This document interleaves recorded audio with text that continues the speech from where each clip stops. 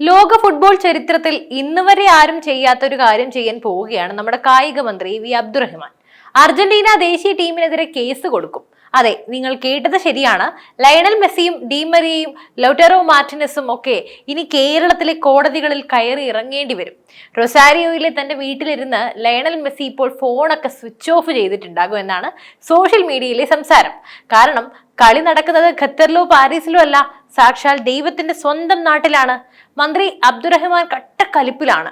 Argentina കേരളത്തെ വഞ്ചിച്ചത്രേ, അവർ വരാമെന്ന് പറഞ്ഞ് പറ്റിച്ചത്രേ. ഒരു നിമിഷം ഒന്ന് ആലോചിച്ച് നോക്കൂ.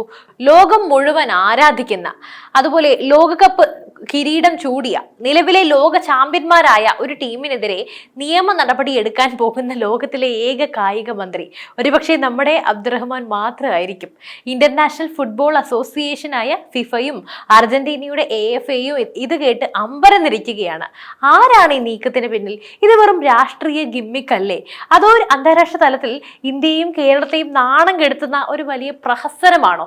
ഇന്ന് നമ്മൾ പരിശോധിക്കാൻ പോകുന്നത് ഈ അർജന്റീന അബ്ദുറഹ്മാൻ പോരിന്റെ കാണാപ്പുറങ്ങളാണ്. ഇതിന് പിന്നിലെ രാഷ്ട്രീയ ലക്ഷ്യങ്ങൾ, വരാനിരിക്കുന്ന നിയമസഭാ തെരഞ്ഞെടുപ്പ്, തിരൂരിലെ വോട്ട് ബാങ്ക് തന്ത്രങ്ങൾ, പിന്നെ ഇന്ത്യയുടെ അന്താരാഷ്ട്ര കായിക പ്രതിച്ഛായയ്ക്ക് ഇത് വരുത്തി വെക്കുന്ന ആഘാതങ്ങൾ എല്ലാം നമ്മൾ ഇന്ന് വിശദമായി ചർച്ച ചെയ്യുന്നു.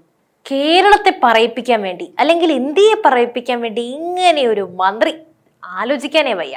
ഒരു പ്രമുഖ മാധ്യമത്തിന് നൽകിയ അഭിമുഖത്തിലാണ് മന്ത്രി തന്റെ പ്രതിഷേധം പരസ്യമാക്കിയത്. മന്ത്രിയുടെ വാക്കുകൾ ഇങ്ങനെയായിരുന്നു: ടീം വരുമെന്ന് പറഞ്ഞിട്ട് വരാത്തതിലുള്ള എന്റെ നിരാശ ഞാൻ ആരോട് പറയും? അവർ കേരളത്തെ വഞ്ചിച്ചു. ഈ ചതിക്കെതിരെ നിയമപരമായ നീക്കങ്ങൾ നടത്തും. കേട്ടാൽ തോന്നും മന്ത്രിയും ലയണൽ സ്കലോണിയും കൂടി ഒരു ചായക്കടയിൽ ഇരുന്ന് കരാർ ഒപ്പിട്ടതാണെന്ന്. സത്യത്തിൽ എന്താണ് അവിടെ നടന്നത്? അർജന്റീനയെ പോലെ ഒരു ലോകോത്തര ടീമിനെ ഒരു രാജ്യത്തേക്ക് എത്തിക്കുക എന്നത് അത്ര എളുപ്പമുള്ള കാര്യമല്ല. ഇന്ത്യയെ പോലെ ഒരു രാജ്യത്ത് ഒരു സൗഹൃദ മത്സരം കളിക്കാൻ അവർക്ക് താല്പര്യം ഉണ്ടാകാം. പക്ഷെ അത് നടക്കണമെങ്കിൽ കൃത്യമായ ബിസിനസ് പ്രോട്ടോകോളുകളുണ്ട്. 10,000 കോടി രൂപ ആസ്തിയുള്ള ലോകത്തിലെ ഏറ്റവും വലിയ സ്പോർട്സ് ബ്രാൻഡുകളിലൊന്നായ അർജന്റീന ടീം കേരളത്തിലെ കായിക വകുപ്പിനെ വഞ്ചിച്ചു എന്നൊക്കെ പറയുമ്പോൾ അതിലൊരു പ്രായോഗികത നമ്മൾ ചിന്തിക്കണം. അവർക്ക് കേരളത്തിലേക്ക് വരാൻ എന്ത് താല്പര്യമാണുള്ളത്? ആരാധകരുടെ സ്നേഹം മാത്രം മതിയോ? പോരാ. നമ്മൾ പ്രായോഗികമായി ഒന്ന് ചിന്തിക്കൂ. അവർക്ക് വേണ്ടത് കോടിക്കണക്കിന് രൂപയുടെ അപ്പിയറൻസ് ഫീസാണ്. അതിന് പറ്റിയ ഒരു ഗ്രൗണ്ടാണ്. ആ ഫണ്ട് കണ്ടെത്താൻ കേരളത്തിന് സാധിച്ചോ? ഇല്ല എന്നാണ് വസ്തുതകൾ സൂചിപ്പിക്കുന്നത്. സ്പോൺസർമാരെ കണ്ടെത്താനോ കൃത്യമായ സുരക്ഷാ മാനദണ്ഡങ്ങൾ ഉറപ്പാക്കാനോ നമുക്ക് കഴിഞ്ഞില്ല. ഇതിനിടയിലാണ് മന്ത്രിയുടെ ഈ വഞ്ചന ആരോപണം. ആദ്യം കേസ് കൊടുക്കേണ്ടത് ആ റിപ്പോർട്ടർ TVയിലെ മാനേജ്മെന്റിനെതിരെയാണ്. നമ്മൾ ഇന്ത്യയെക്കുറിച്ച് സംസാരിക്കാം. ഭാരതം ഇന്ന് കായിക ലോകത്തൊരു വൻ ശക്തിയെ വളരാൻ ശ്രമിക്കുന്നു. ഒളിമ്പിക്സിന് വേദിയാകാനും ഏഷ്യൻ കപ്പുകൾ സംഘടിപ്പിക്കാനും ഇന്ത്യ ശ്രമിക്കുന്നുണ്ട്. ഈ സാഹചര്യത്തിൽ ഇന്ത്യയിലെ ഒരു സംസ്ഥാനത്തെ മന്ത്രി ലോക ചാമ്പ്യന്മാർക്കെതിരെ കേസ് കൊടുക്കും എന്നൊക്കെ വിരട്ടുന്നത് അന്താരാഷ്ട്ര തലത്തിൽ തന്നെ ഇന്ത്യക്ക് നൽകുന്ന ഇമേജ് എന്തായിരിക്കും? ചിന്തിച്ചു നോക്കൂ. അർജന്റീന ഫുട്ബോൾ അസോസിയേഷൻ ഈ വാർത്ത കാണുകയാണ്. അവർ എന്ത് വിചാരിക്കും? കാണാനൊരു വഴിയില്ല, അവർക്ക് ഈ അബ്ദുറഹ്മാൻ അറിയ പോലുമില്ല. ഇന്ത്യയിലെ ഒരു മന്ത്രിക്ക് അന്താരാഷ്ട്ര ഫുട്ബോൾ നിയമങ്ങളെക്കുറിച്ചോ കരാറുകളെക്കുറിച്ചോ യാതൊരു ധാരണയുമില്ല. ഇങ്ങനെയല്ലേ അവർ കരുതുക? ഇത് കേവലം അബ്ദുറഹ്മാൻ എന്ന വ്യക്തിയുടെ മാത്രം പ്രശ്നമല്ല, ഇത് ഇന്ത്യയുടെ കായിക നയതന്ത്രത്തെ തന്നെ ബാധിക്കുന്ന കാര്യമാണ്. മറ്റ് രാജ്യങ്ങളിലെ ടീമുകൾ ഇന്ത്യയിലേക്ക് വരാൻ ഇനി മടിക്കും. ഇന്ത്യയിൽ പോയാൽ അവർ നമ്മളെ വഞ്ചിച്ചു എന്നൊക്കെ പറഞ്ഞ് കേസ് കൊടുക്കും. ഇങ്ങനെയൊരു പേടി അവർക്കുണ്ടായാൽ അതിന്റെ ഉത്തരവാദിത്തം ആരേറ്റെടുക്കും? വെറും ഒരു വൈകാരിക പ്രകടനത്തിലൂടെ മന്ത്രി തകർക്കുന്നത് ഇന്ത്യയുടെ കായിക സ്വപ്നങ്ങളെ കൂടിയാണ്. ഇനി നമുക്ക് ഈ വിഷയത്തിന്റെ രാഷ്ട്രീയ വശത്തിലേക്ക് വരാം. മന്ത്രി അബ്ദുറഹ്മാൻ ഈ പ്രസ്താവന നടത്തിയത് വെറുതെയല്ല. വരാനിരിക്കുന്ന നിയമസഭാ തെരഞ്ഞെടുപ്പാണ് അദ്ദേഹത്തിന്റെ ലക്ഷ്യം. അദ്ദേഹം തന്റെ പഴയ മണ്ഡലമായ താനൂർ വിട്ട് തിരൂരിലേക്ക് മാറാൻ തീരുമാനിച്ചിരിക്കുകയാണ്. അവിടെയൊക്കെ ഈ ഫുട്ബോൾ ആരാധകരുടെ കോട്ടയാണ്. മലപ്പുറം ജില്ലയിലെ രാഷ്ട്രീയ സാഹചര്യങ്ങൾ നമുക്കറിയാം. ഫുട്ബോൾ അവിടെ വെറൊരു കളിയല്ല, അതൊരു വികാരമാണ് അവർക്കൊക്കെ. ആയിരക്കണക്കിന് യുവാക്കൾ അർജന്റീനയുടെയും മെസ്സിയുടെയും ആരാധകരാണ്. അവരെ കയ്യിലെടുക്കാൻ മന്ത്രി ഉപയോഗിച്ച ഒരു ഗെയിം പ്ലാൻ മാത്രമാണിത്. ഞാൻ മെസ്സിയെ കൊണ്ടുവരാൻ നോക്കി, പക്ഷെ അവർ നമ്മളെ ചതിച്ചു. ഇങ്ങനെ വോട്ടർമാരോട് പറയുമ്പോൾ അദ്ദേഹം ഒരു ഇരയാകാനായി ശ്രമിക്കുന്നു. ഇതിലൂടെ യുവാക്കളുടെ സഹതാപവും പിന്തുണയും നേടാമെന്നാണ് അദ്ദേഹം കരുതുന്നത്. ജയിക്കുന്ന മണ്ഡലം നോക്കിയിട്ടല്ല ഞാൻ തിരൂരിലേക്ക് പോയത് എന്ന് അദ്ദേഹം ആവർത്തിച്ചു പറയുന്നത് അതുതന്നെ അവിടെയുള്ള രാഷ്ട്രീയ വെല്ലുവിളികളെ അദ്ദേഹം ഭയപ്പെടുന്നു എന്നതിന്റെ തെളിവാണ്. താനൂർ മണ്ഡലം LDFന് നഷ്ടപ്പെടില്ല എന്ന് അദ്ദേഹം അവകാശപ്പെടുന്നുണ്ടെങ്കിലും തന്റെ വ്യക്തിപരമായ വിജയം ഉറപ്പാക്കാൻ ഒരു ഹൈ പ്രൊഫൈൽ വിഷയം അദ്ദേഹത്തിന് ആവശ്യമായിരുന്നു. അതിനാണ് അദ്ദേഹം അർജന്റീന ടീമിനെയൊക്കെ ബലിയാടാക്കിയത്. പക്ഷെ കേൾക്കുന്നവൻ മണ്ടന്മാരല്ലല്ലോ. ഇതൊക്കെ കേട്ട് മെസ്സിയെ വിറപ്പിച്ചു എന്നൊക്കെ പറയുമ്പോൾ ചിരിച്ചു ചാവില്ലേ? മന്ത്രി കേസ് കൊടുക്കൂ എന്ന് പറയുന്നുണ്ടല്ലോ. നമുക്ക് നിയമപരമായി ഒന്ന് ചിന്തിക്കാം. ഏത് കോടതിയിലാണ് അദ്ദേഹം കേസ് കൊടുക്കുക? മഞ്ചേരി കോടതിയിലാണോ അതോ തിരൂർ കോടതിയിലാണോ? ഒരു അന്താരാഷ്ട്ര ടീമിനെതിരെ കേസെടുക്കാൻ ഇന്ത്യൻ ശിക്ഷാ നിയമത്തിൽ എവിടെയാണ് വകുപ്പുള്ളത്?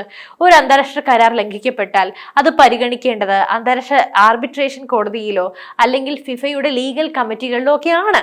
അവിടെയൊന്നും ഈ പരാതി നിലനിൽക്കില്ല. കാരണം അർജന്റീനയുമായി ഒരു നിയമപരമായ കരാർ പോലും കേരള സർക്കാർ ഒപ്പിട്ടിട്ടില്ല. വെറും ഇമെയിൽ സന്ദേശങ്ങളുടെയോ പ്രാഥമിക ചർച്ചകളുടെയോ അടിസ്ഥാനത്തിൽ ഒരാളെ വഞ്ചകനായി പ്രഖ്യാപിക്കാനും കേസ് കൊടുക്കാനും ജനാധിപത്യ രാജ്യങ്ങളിൽ സ്ഥാനമില്ല, അല്ലെങ്കിൽ സാധ്യമല്ല. ഇത് മന്ത്രിക്ക് അറിയാത്തതാണോ അതോ അറിഞ്ഞുകൊണ്ട് ജനങ്ങളെ വിഡ്ഢികളാക്കുകയാണോ? നിയമ നടപടി എന്ന് കേൾക്കുമ്പോൾ സാധാരണക്കാർ വിചാരിക്കും മന്ത്രി എന്തോ വലിയ കാര്യം ചെയ്യാൻ പോവുകയാണെന്ന്. സത്യത്തിൽ ഇത് കേവലം ഒരു കടലാസ് പുലിയാണെന്നൊക്കെ പറയില്ലേ, അത്രയേ ഉള്ളൂ. മന്ത്രിയുടെ ഈ പ്രസ്താവന വന്നതിന് പിന്നാലെ സോഷ്യൽ മീഡിയയിൽ ട്രോളുകളുടെ പോരാണ്. മെസ്സിക്ക് പേടിപ്പനി പിടിച്ചു, സ്കലോണി രാജിവെച്ചു, അർജന്റീനയുടെ ലോകകപ്പ് തിരിച്ചെടുക്കും എന്നിങ്ങനെ പോകുന്നു പരിഹാസങ്ങൾ. സത്യത്തിൽ കേരളത്തിലെ ഫുട്ബോൾ ആരാധകരെ മന്ത്രി അപമാനിക്കുകയാണ് ചെയ്തത്. ഫുട്ബോൾ നന്നായി അറിയുന്ന മലയാളിക്ക് അറിയാം അർജന്റീന ടീം എന്നത് എത്ര വലിയൊരു പ്രസ്ഥാനമാണെന്ന്. അവരെ ഒരു ക്രിമിനൽ ടീമിനെ പോലെ ചിത്രീകരിക്കുന്നത് ആരാധകർക്ക് സഹിക്കാനാവില്ല. ഓർക്കണേ, വോട്ട് കിട്ടാൻ എത്രത്തോളം തരം താഴ്ന്ന മന്ത്രിമാരുടെ നാടാണിതെന്ന്.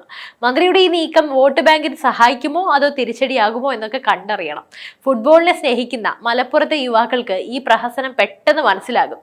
അർജന്റീനയെ കൊണ്ടുവരാൻ കോടികൾ ചിലവാക്കാൻ തയ്യാറാക്കുന്ന മന്ത്രി കേരളത്തിലെ പ്രാദേശിക കായിക താരങ്ങളുടെ അവസ്ഥ കണ്ടിട്ടുണ്ടോ? നമ്മുടെ സ്റ്റേഡിയങ്ങളുടെ അവസ്ഥ എന്താണ്? കായിക താരങ്ങൾക്ക് കൃത്യമായി ജോലി ലഭിക്കുന്നുണ്ടോ? അവർക്ക് വേണ്ട പരിശീലന സൗകര്യങ്ങളുണ്ടോ? സന്തോഷ് ട്രോഫി താരങ്ങൾ പോലും പട്ടിണിയിലാകുന്ന അവസ്ഥ കേരളത്തിലുണ്ട്. അത് പരിഹരിക്കാൻ ശ്രമിക്കാതെ ലയണൽ മെസ്സിയെ കൊണ്ടുവന്ന് ഷോ കാണിക്കാൻ നോക്കുന്നത് എന്തിനാണ്? സ്വന്തം നാട്ടിലെ കായിക പ്രതിഭകളെ വളർത്താൻ ശ്രമിക്കാതെ വിദേശ ടീമിനെ കൊണ്ടുവന്ന് പ്രശസ്തി നേടാനും 10 കാശുണ്ടാക്കാനും ശ്രമിക്കുന്നത് ഒരു മന്ത്രിക്ക് ചേർന്നതല്ല. ഇന്ത്യയിലേക്ക് വലിയ ടീമുകൾ വരുന്നതിനെ കുറിച്ച് നമ്മൾ സംസാരിക്കണം. 2011 അർജന്റീന കൊൽക്കത്തയിൽ വന്ന് കളിച്ചിരുന്നു. പിന്നെ ഇത്തവണ ഇന്ത്യയിൽ ഒരുപാട് സ്ഥലങ്ങളിൽ മെസ്സി വന്നിരുന്നു. അന്ന് അത് സാധ്യമായത് കൃത്യമായ പ്ലാനിങ്ങിലൂടെയാണ്. അന്ന് ആരും ആരെയും വഞ്ചിച്ചിട്ടില്ല. കാരണം അവിടെ പ്രൊഫഷണലിസം ഉണ്ടായിരുന്നു. കേരളത്തിൽ സംഭവിച്ചത് പ്രൊഫഷണലിസത്തിന്റെ അഭാവമാണ്. വിദ്യാഭ്യാസം വേണ്ടേ അതിന്? അർജന്റീന ടീമിന് ചില ഡിമാൻഡുകൾ ഉണ്ടാകും. അത് നിറവേറ്റാൻ നമുക്ക് സാധിച്ചിട്ടില്ലെങ്കിൽ അവർ വരില്ല. അത് അവരുടെ അവകാശമാണ്. അതിനെ ചതി എന്നൊക്കെ വിളിക്കുന്നത് ബാലിശവും നാണക്കേടുമാണ്.